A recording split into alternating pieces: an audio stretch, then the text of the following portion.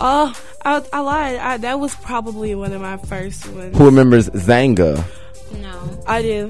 I remember Zanga. Zangas were probably about 10 years ago. More like... Really? Well, I created a Zanga when in the 5th grade. I'm gonna be honest. I'm gonna be honest. 5th grade. Yes, Miss Robin. In the 5th grade.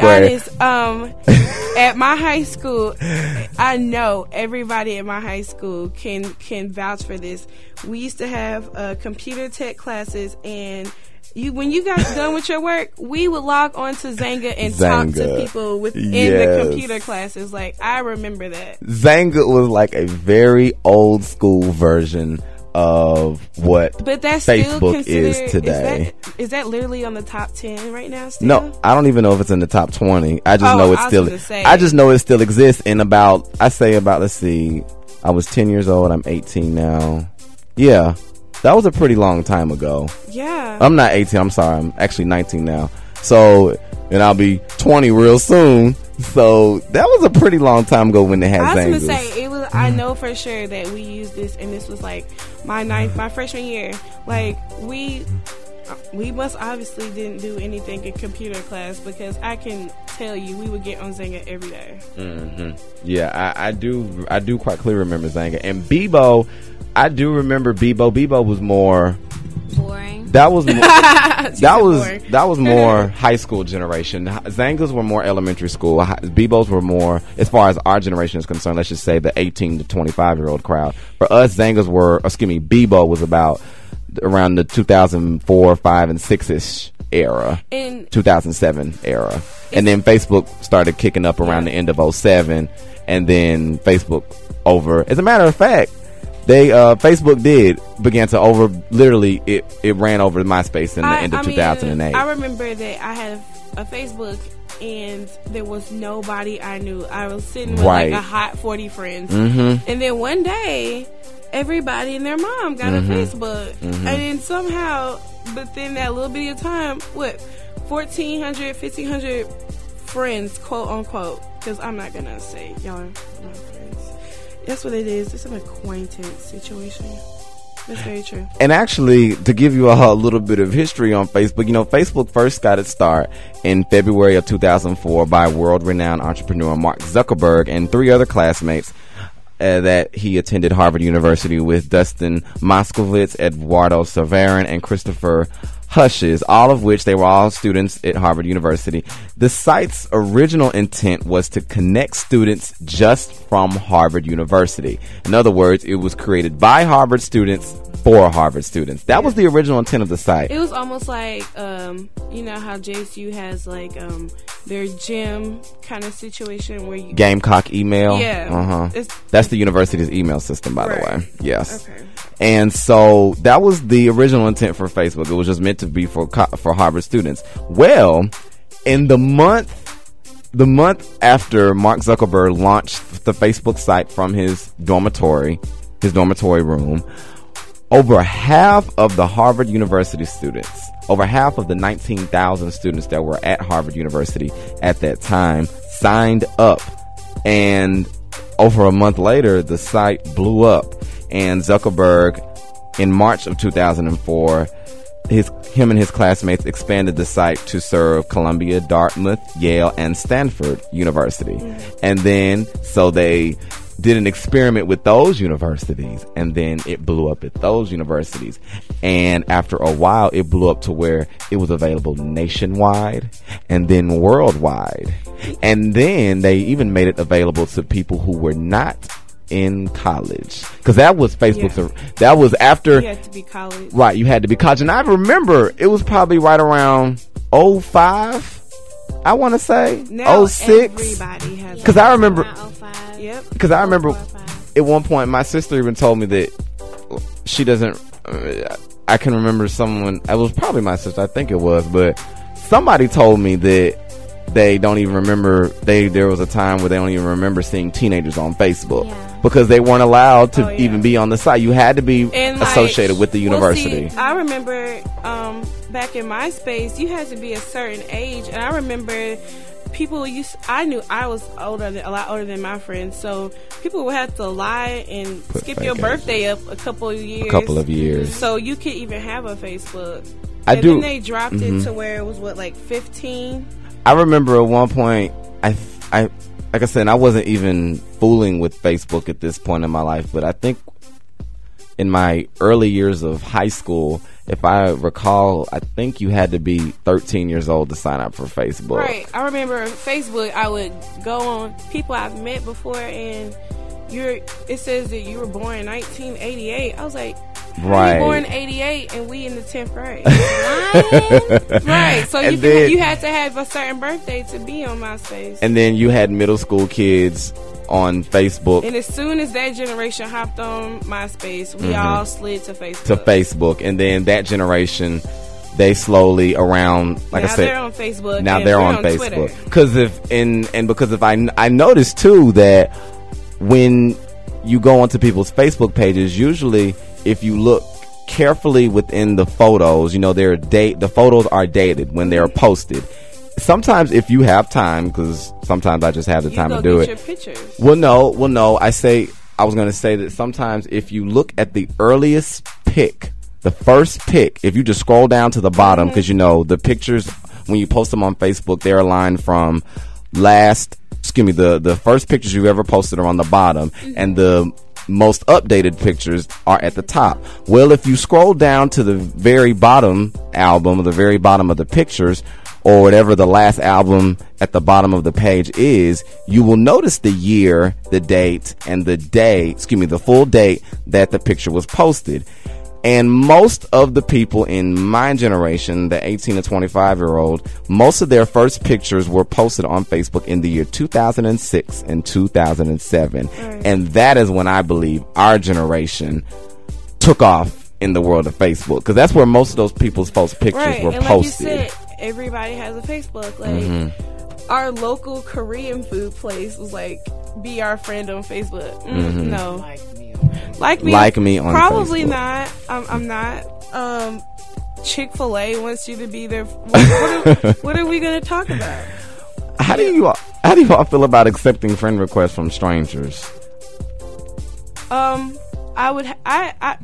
And this goes for anybody who's ever asked me to be their friend. I've had to physically see you with my own eyes for us to be friends. So I don't have 1,300 friends, but I've seen 1,300 people. If that makes sense. I mean, I'm a Southerner, so that's guaranteed 500 people right there. You know what I'm saying? And if we have mutual friends, or if I saw that you graduated from Sachs High School, I'm probably gonna be like, I may not know you, we may not kick it, but I'm gonna accept you. So I don't technically know 1,300 people, but I've seen or been around you at some point in time. But if I don't know you, I mean, I don't know what your intentions are. That's creepy. And how did you find me?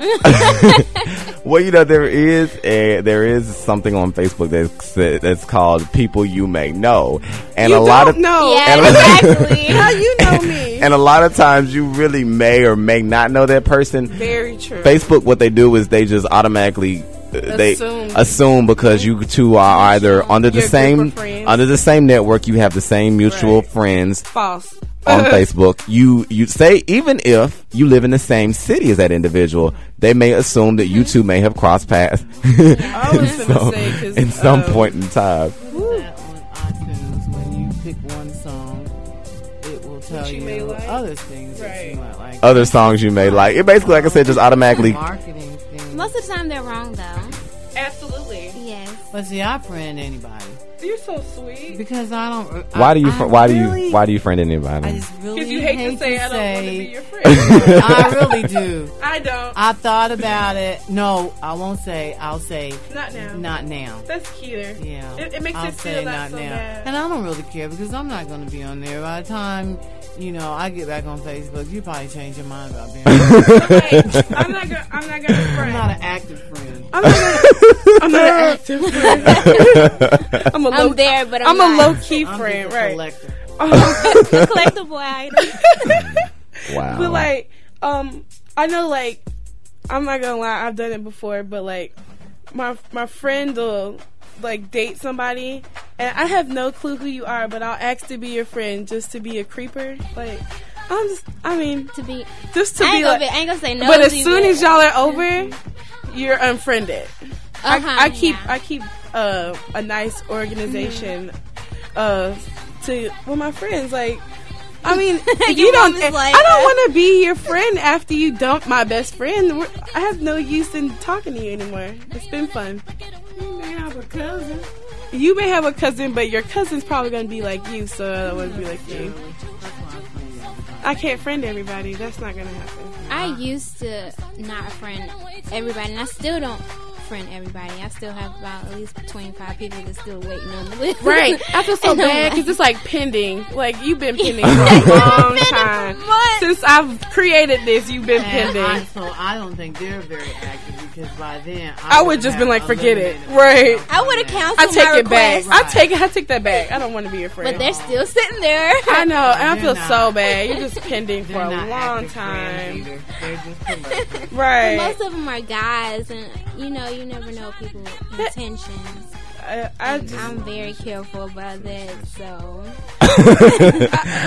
Well, I had the wonderful pleasure of asking Mr. Benson Houston. He is the Vice President for Information Technology here at Jacksonville State University.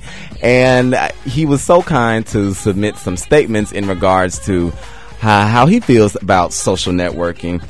And I asked him what he thought some of the positives of social networking was, and he says, quote, social networking has many positives also that include the ability to locate and reconnect with lost friends and family members. It can provide a platform or forum to spread positive messages or information. From a commercial standpoint, it can provide a very cost-effective method of advertising and reaching consumers. It can also allow individuals to build and maintain powerful networks that can help them throughout their professional careers. Social media also provides aspiring artists, actors, and others with a cost-effective method of promoting their talents that previously did not exist. These are the many advantages to social media. That was a well-organized quote. Yeah, I mean, he's the Vice President of Information Technology. I was going to say, it better be good. So, I mean... And all that's true. I was just thinking about what he said. Like, it is pretty cost efficient for celebrities to be on social networking because you're not going to meet your fans any other way. And then think about all the restaurant business you guys are giving people by taking pictures of their food. I'm at the Olive Garden, and here's a picture of my entree. I'm so serious, and free advertising. Me and my best friend have done it. We have taken a picture of that chicken Alfredo pizza and sent it to a friend. Like, I mean, that is so tasty. See, I'm saying, and then like my friend, that's his favorite food. That's his favorite food because we posted that on Facebook. Look at that. But I'm gonna be honest. There's some of the celebrities on Twitter. They need to just hang it up. That is just not your forte. They post some of the craziest things, like finna go hit up the club with these girls I met at this concert. Oh, okay. Well, I also had the chance to ask him. I asked him why he felt social networking was such a hot thing among college and university students, and he says, quote, I think research has shown that college students like the immediacy that social networking provides. You can immediately know what someone is doing, where they are, or what they think about a certain issue or event by following them on Twitter and reading their thread on Facebook and other forms of social media. In other words, they can know. Miss Robert, why are you looking like that? I just want to know. Why do you care? I mean, what they think. I just don't care. Right. I don't need you're not an individual no more. What? I mean, you're not an individual. If you really want to go figure out what I think about this. Okay, I'm going to tell y'all, like I tell my kids, take a snapshot of this day, okay? One day you're going to be this age. And it just got to be a certain point in your life, and you don't care about telling that. You're not going to have time. True. to do that. I think that's another thing. So is what that's the why time. I see the social part of it. And like you were saying, you got off of your Facebook for a while because it was consuming a lot of your time. And that's the only thing I have against it is that it does. And if you are doing things like posting your food, putting granddaddy's funeral pictures on there, that's too much. auntie's birth, that takes time. It takes time to do that. And so I just think